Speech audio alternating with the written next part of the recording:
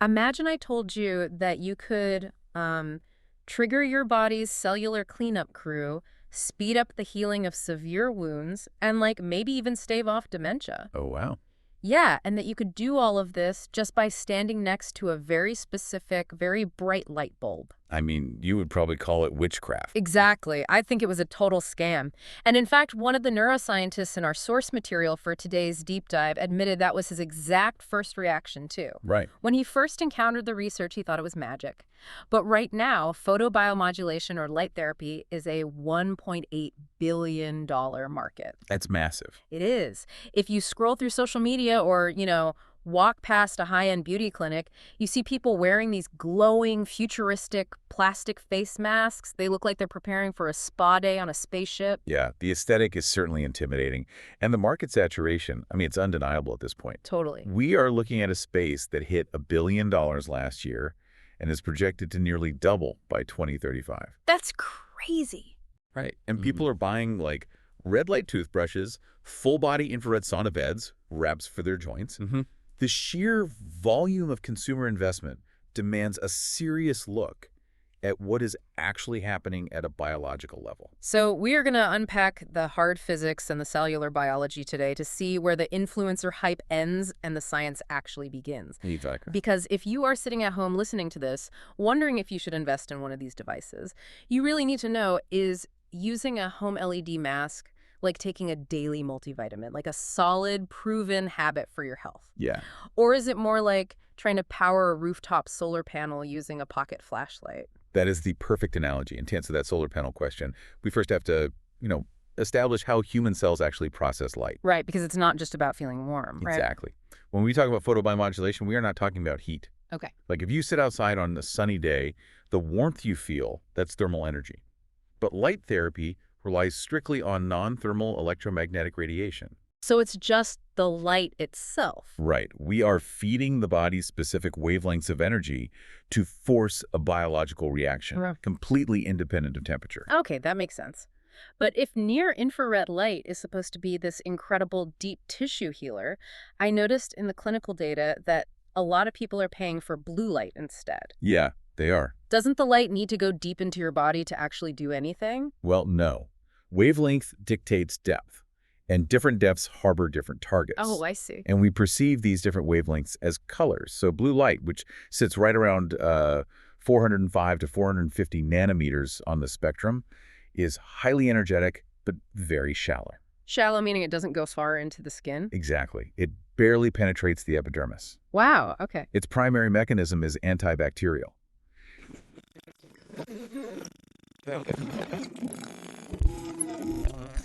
Of the skin and drives acne breakouts. Wait, so you use blue light to essentially just carpet bomb surface bacteria? Yep, pretty much. That completely explains why it's so popular in dermatology. Totally. And then you move up the spectrum to red light, roughly 630 to 660 nanometers. And that goes deeper. Right. This penetrates a bit deeper into the dermis. And here, the target is the fibroblasts, Fibroblasts. Those are the specialized cells responsible for manufacturing collagen and boosting local blood flow. Okay, so this is the wavelength dominating the anti-aging market then. Absolutely. Everyone wants collagen. Makes sense. And then the deepest penetration comes from near infrared, or NIR. Exactly. The sources place this in the 800 to over 900 nanometer range, right? Yeah, roughly there. And what's wild is you can't even see this light with the naked eye. Really? It's invisible. Totally invisible. But its physical wave structure allows it to bypass surface barriers and push deep into muscle tissue, joints, and bone to combat chronic inflammation. Wow. Okay, so how does it actually do that? Like the mechanism of how those red and near-infrared wavelengths actually alter tissue? It is genuinely fascinating. So if you zoom into the architecture of your cells, you find the mitochondria. The powerhouse of the cell. Yes, the classic chemical battery packs of the cell. Embedded in the mitochondrial membrane is a specific photoreceptor protein called cytochrome C oxidase. Wait, a photoreceptor, meaning it is explicitly designed to catch light. Exactly. It absorbs light photons. That's incredible. Right. Now, when your tissue undergoes stress, like from aging, an injury, or inflammation, a molecule called nitric oxide aggressively binds to this cytochrome C oxidase protein. Okay, so nitric oxide gets stuck to it. Yep. And this binding physically blocks oxygen from entering the respiratory chain. Oh, wow. The cell essentially suffocates. It halts the production of ATP, which is, the foundational energy currency your body uses to heal and function. So the cell is just sitting there, starved of oxygen, completely unable to repair itself because this nitric oxide molecule is basically blocking the door. Until you introduce targeted light. Ah, here we go. When the specific frequency of red or near-infrared light hits that protein, the photonic energy excites the electrons enough to actually break the bond. Oh, wait, really? Yeah. The light physically kicks the nitric oxide out of the receptor. That is wild. And then oxygen immediately rushes back into the mitochondria. Cellular respiration restarts and ATP production just surges. Okay, so we are literally absorbing specific light wavelength to manufacture cellular energy. It is essentially human photosynthesis. It is a really profound biological parallel. You are delivering the exact energetic frequency required to kickstart a stalled cellular engine. That biological mechanism makes perfect sense. But honestly, it leads me to a massive logical trap. Oh, how so? Well, if light is cellular fuel that turns the engines back on, the obvious assumption is that more fuel must be better. Like, I should just install industrial LED panels over my bed, turn the brightness to maximum, and sleep under them for 8 hours a night to, supercharge my cellular repair. I mean, I get the logic, but the scientific literature strictly warns against that impulse. Oh, really? Yeah. Photomedicine is governed by a concept known as the biphasic dose curve. It's sometimes referred to as the Arndt-Schultz law, or hormesis. Hormesis. I saw that in the literature a lot. But how does a healing mechanism suddenly become dangerous? So picture a graph shaped like an inverted U. Okay, got it. On the left-hand slope, you start applying a low dose of light energy. The biological response climbs. Everything is waking up. Exactly. The cells wake up, ATP increases, tissues begin to repair. And interestingly, this low dose of light actually forces the cell to produce a tiny controlled burst of reactive oxygen species. Wait, hold on. Reactive oxygen species are free radicals. Right. And literally every skincare product on the market is trying to sell me antioxidants to fight free radicals because they damage cells. Why on earth would we want to produce them? Got a great question. So a massive flood of free radicals causes oxidative stress, which definitely destroys tissue. Right. But a microscopic transient dose acts as a biological alarm bell. An alarm bell. Yeah. It alerts the cell that minor stress is occurring, which triggers a process called autophagy. Oh, autophagy, the recycling program. Exactly. Autophagy is the cell's internal recycling program. The cell starts clearing out damaged proteins, taking out the cellular trash, and basically fortifying its defenses. So a little bit of stress makes the system stronger. That pushes us up the curve. But what happens when we reach the top? Once you hit the peak of that inverted U, you enter a state of inhibition. Okay. If you leave the light on for too long or use an irradiance that is way too powerful, you overwhelm the cell's ability to process the incoming energy. And the response drops. The beneficial response plummets. Studies show that excessive light dosing actually inhibits tissue repair. Oh, wow. It drastically slows down wound recovery, and it overstimulates melanocytes, which can lead to severe hyperpigmentation. Okay, so it's basically the coffee principle. The coffee principle. Yeah, like you drink 1 cup of espresso and you are sharp, focused, and efficient. Right. You feel so good that you decide to drink 8 cups of espresso. But you don't become 8 times more efficient. You become a jittery, anxious mess. Your heart races, and you actually accomplish less than if you had drank nothing at all. That is brilliant. Yeah. Yes. The biological systems simply crash under the excess stimulation. Makes total sense. And this incredibly narrow dosing window is the core reason low-level light therapy is still viewed with suspicion by some mainstream doctors. Because it's hard to get right. Exactly. Dialing in the precise dose where the light is powerful enough to trigger a response, but not so powerful that it causes cellular inhibition, it requires immense precision.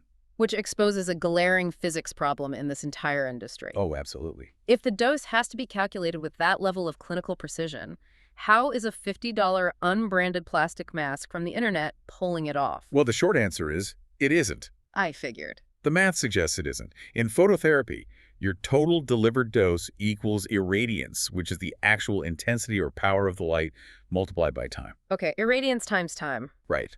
But light does not travel freely through the human body.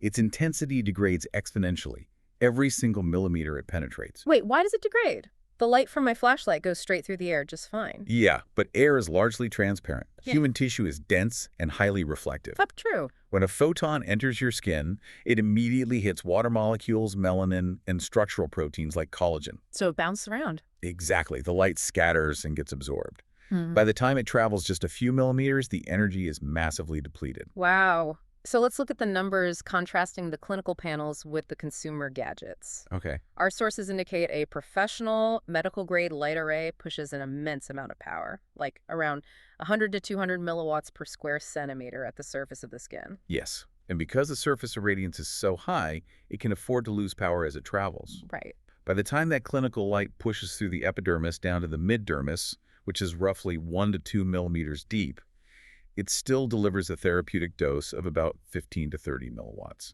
And that 1 to 2 millimeter depth is the critical strike zone, Exactly. because that is where the fibroblasts live. The clinical panel actually reaches the cells that manufacture collagen. Yes. Now compare that to the budget home mask. The data shows these consumer devices typically max out at 2 to 10 milliwatts at the surface. Right. So with a starting power of, say, 2 milliwatts, by the time that light reaches the 2 millimeter depth where the fibroblasts are waiting, the energy is practically zero. So it's basically doing nothing. It is effectively just ambient background light. Yep. It does not carry enough energy to dislodge the nitric oxide and trigger ATP production. Okay, but let me push back on the math here for a second. Sure. You said dose equals irradiance multiplied by time. Right. If my home mask has a terrible irradiance score, shouldn't I just be able to increase the time variable? Like, I will just wear the weak mask for 3 hours instead of 10 minutes to balance the equation. I hear that all the time. But the equation only works if the photons are actually reaching the target. Oh, It is a depth problem, not just a time problem. I see.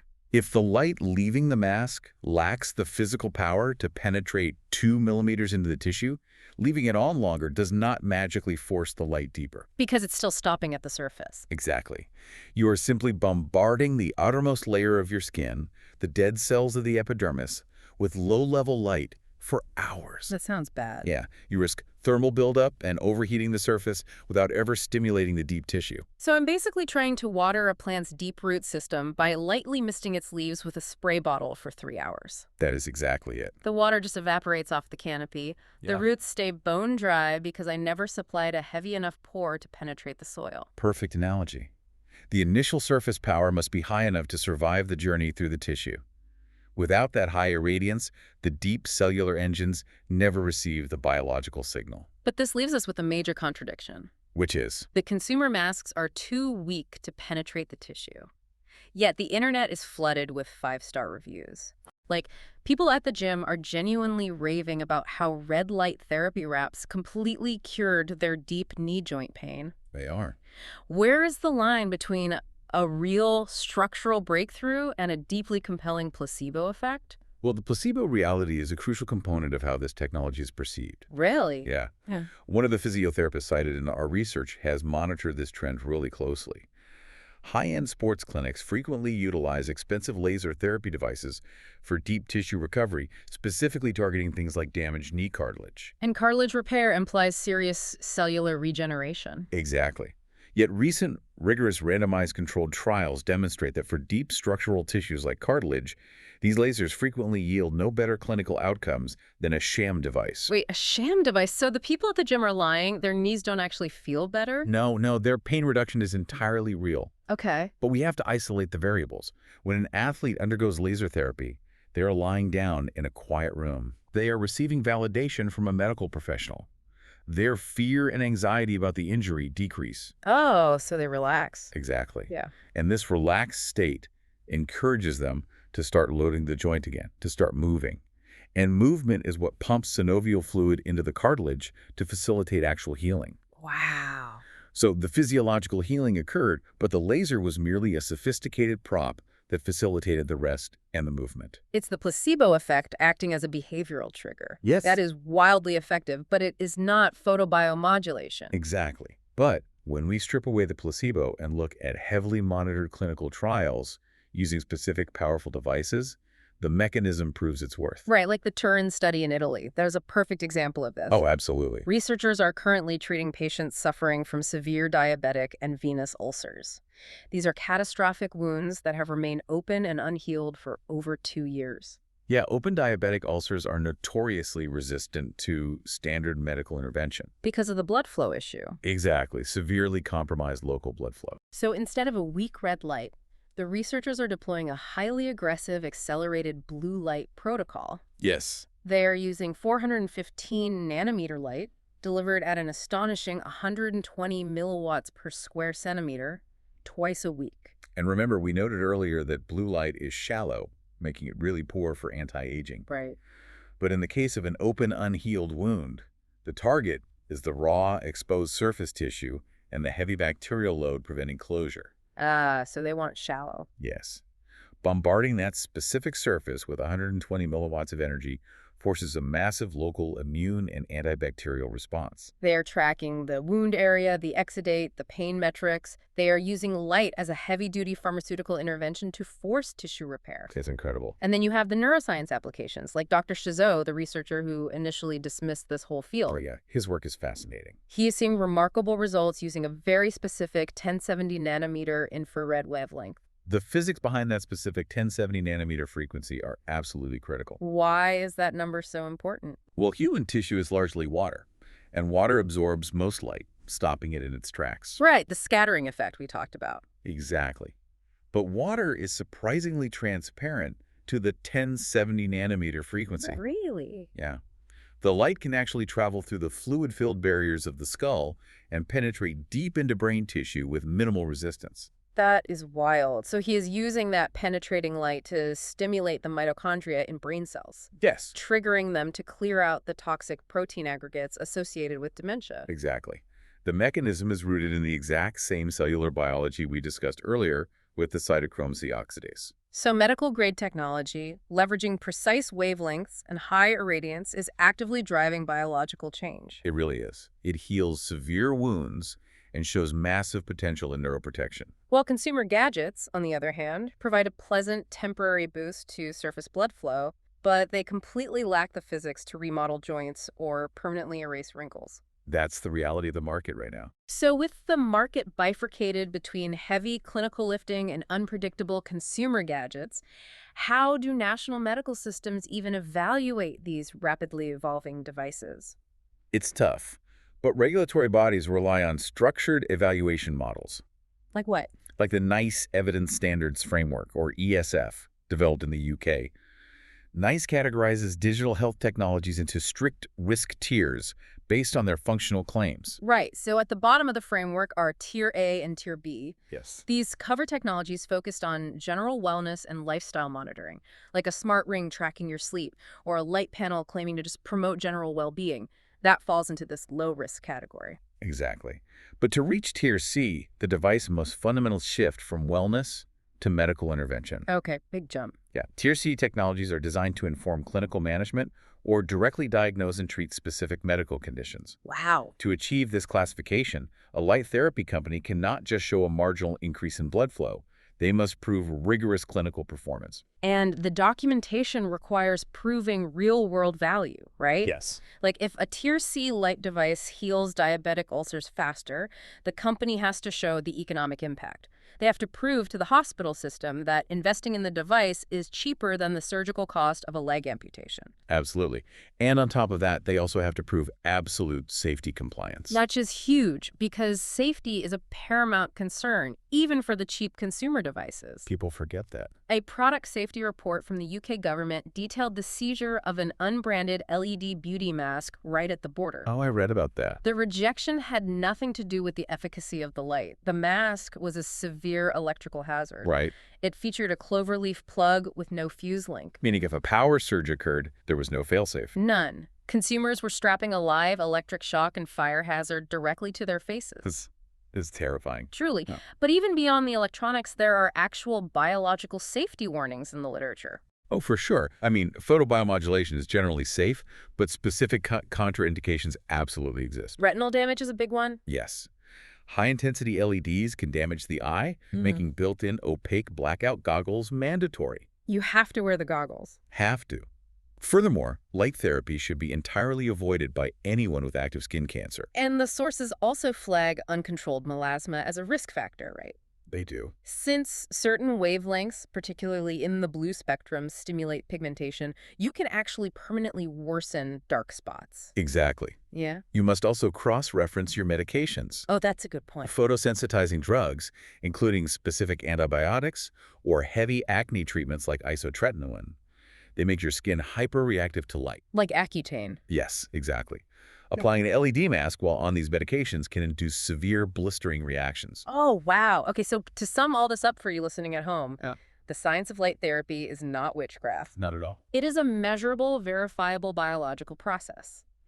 Targeted light physically alters cellular energy production in the mitochondria. It clears out toxic proteins, and it modulates inflammation. The biology is very real, but it remains entirely dependent on the physics. Right. Wavelength, irradiance, and tissue depth Yeah. dictate the outcome. If the photons lack the power to reach the target cells, the cellular machinery simply ignores the signal. And for the consumer, patience is a mandatory variable. Always. Cellular turnover requires 4 to 6 months of consistent application to yield real structural changes in the skin. A cheap device won't accelerate that math, and it certainly won't rebuild your joints. It definitely won't. And, this brings us to a final concept worth exploring. Let's hear it. We have established today that specific, isolated wavelengths of light act as highly effective biological switches. Right. They turn energy production on, they trigger cellular recycling, and they modulate inflammation. And we are surrounded by screens and artificial bulbs every single day. Light is literally biological information. Exactly. So given the overwhelming volume of unregulated artificial light we absorb passively every single day, from the intense localized glow of our smartphones to the specific spectral output of LED office lighting, what biological switches are we accidentally flipping right now without even realizing it? Man, that is a crazy thought. It is entirely possible we are unintentionally dosing ourselves with chaotic light therapy all day long. Turns out we might all be trying to power our biological solar panels with the completely wrong flashlights. It's very possible. Well, thank you for joining us on this deep dive. We'll catch you next time.